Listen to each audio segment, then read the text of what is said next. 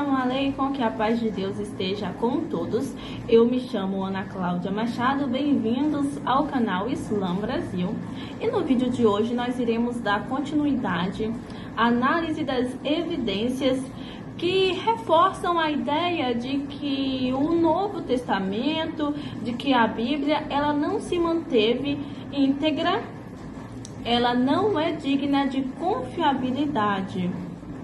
E antes de mais nada, eu quero comentar a respeito das pessoas que acabam confundindo as coisas. No último vídeo, onde nós tratamos das evidências documentais, algumas pessoas se mostraram muito ofendidas. Mas, gente, veja bem, o meu intuito não é ofender a você, que baseia sua crença na Bíblia. O meu objetivo e a única coisa que eu faço aqui é analisar as evidências estas que são públicas e acessíveis a quem quiser pesquisar, investigar. Não é nenhum segredo de Estado. Inclusive, os líderes cristãos, eles admitem o que eu trouxe aqui no último vídeo, que foi o primeiro da série. Eles admitem que não existem os originais dos evangelhos. Evangelho de Marcos, de Mateus, né? E os 4 evangelhos. Você não vai encontrar os manuscritos originais. Quer dizer que aquilo que, conforme os cristãos, foi escrito por Mateus, o primeiro manuscrito que o próprio Mateus supostamente escreveu, ele não existe em nenhum lugar. Então, assim, não adianta você ficar aborrecido ou você exaltar as suas emoções contra mim, porque você pode discordar de mim, mas se você fizer uma busca, você não vai encontrar os manuscritos. Estamos falando de evidências. E não é um apelo emocional. É o uso do raciocínio lógico. E é isso que muitas pessoas não compreendem. Outro ponto que nós trouxemos no último vídeo é a primeira cópia, a primeira tradução desses manuscritos dos seus idiomas originais, que seria o hebraico ou aramaico. Essas cópias, elas também foram extraviadas, elas não existem. O que nós temos hoje é cópia de cópia, tradução de tradução. Você pode encontrar muitas traduções e cópias antigas, mas você não vai encontrar o original desses evangelhos e nem a primeira cópia. Dito isso, hoje nós iremos analisar os fatos relacionados aos personagens, né? Quem foi então Mateus, quem foi Marcos, quem foi Lucas, quem foi João? O que nós podemos tirar desses personagens que irão reforçar, irão despertar em nós a suspeita em torno destes evangelhos? Então vamos lá, primeiro ponto. As verdadeiras personalidades dos autores destes evangelhos não são confirmadas com certeza. E os evangelhos não incluem os nomes completos destes autores. Por aí a gente já fica intrigado.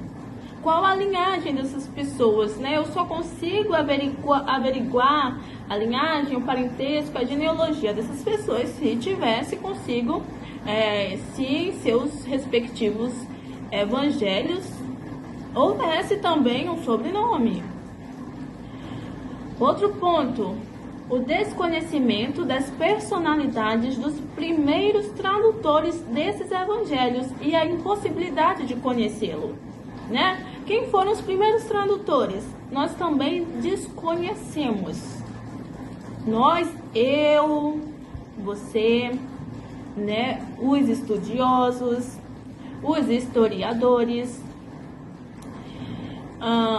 Outro ponto, Em vista da opressão, perseguição e desenraizamento do cristianismo e dos cristãos, e o confisco e a proibição de seus evangelhos nas mãos do Império Romano por 2 séculos e meio, e antes dele nas mãos dos judeus, e depois que Cristo ressuscitou, é impossível que os cristãos forneçam um suporte contínuo para seus 4 evangelhos, que eles acreditam ser verdadeiros, bem como as epístolas anexadas a eles.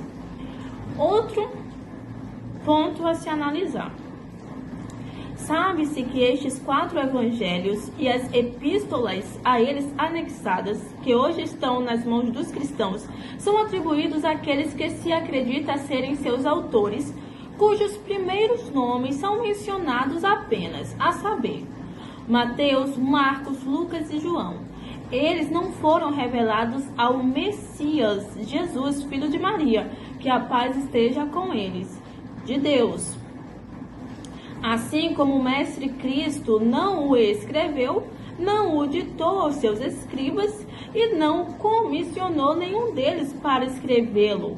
Antes não os viu nem teve conhecimento deles, ou seja, desses evangelhos, porque não existiu durante sua vida e não lhe é atribuído, mas é atribuído àqueles que se acredita serem seus autores, cujos nomes estão mencionados neles, certo? Não foi esses evangelhos, não é o evangelho de Jesus, porque não foi o próprio Jesus que recebeu de Deus, não foi Jesus que ditou esse evangelho para os seus escribas ou para esses supostos autores dos evangelhos, né? O Mateus, o Lucas, o João, o Marcos. Esses evangelhos foram escritos depois e Jesus, que a paz de Deus esteja com ele, sequer teve acesso a esses evangelhos, certo? E então, como esses evangelhos, neste caso, podem ser descritos como a palavra de Deus?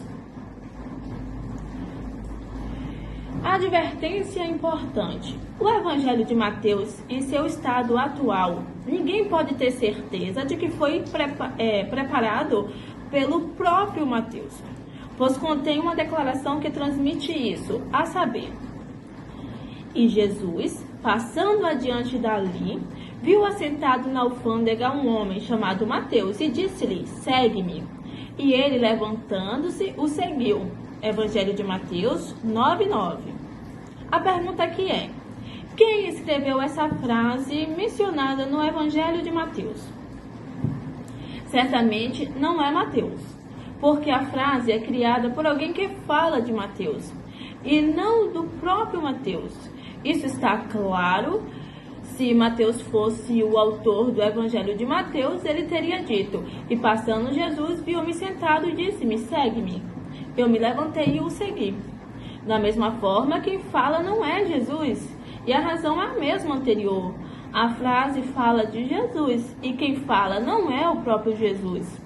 Então, resta apenas dizer que o autor das palavras é uma pessoa desconhecida. Ela inseriu suas palavras neste evangelho atribuído a Mateus. Então, os sacerdotes disseram que o evangelho de Mateus é a palavra de Deus. O pesquisador professor Abdul Wahhab, que Deus o preserve, disse: estudiosos cristãos ocidentais que estudaram o cristianismo concluíram que o autor do evangelho de Mateus se baseou em grande parte na descrição do evangelho de Marcos. Como pode um homem que é considerado um dos discípulos de Cristo, como Mateus, confiar na transmissão do evangelho de Marcos, que não foi um dos discípulos de Cristo?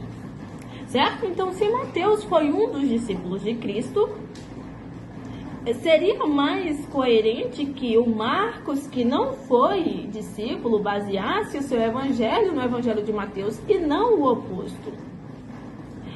Outro ponto a se analisar. Além disso, as 23 epístolas anexadas a todos os 4 evangelhos também foram compostas após a ascensão de Cristo.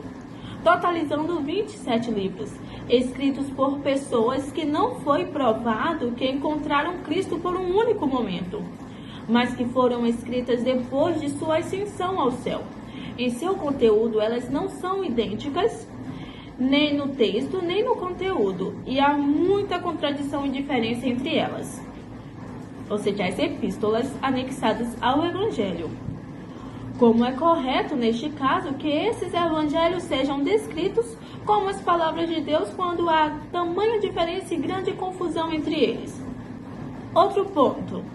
Se os 46 livros do Antigo Testamento, consistindo da Torá e outros, forem adicionados aos 27 livros do Novo Testamento, o Evangelho, o total se torna 73.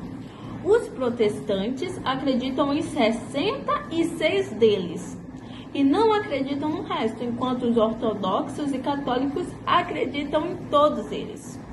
Como é correto descrever esses evangelhos e, neste caso, como as palavras de Deus, dada a existência dessa diferença e confusão entre eles? No próximo vídeo, nós iremos analisar os fatos relacionados à data e ao local. Então, se você quiser acompanhar essa sequência, se inscreve no canal para que você seja notificado logo que eu postar o vídeo por aqui, tá bom?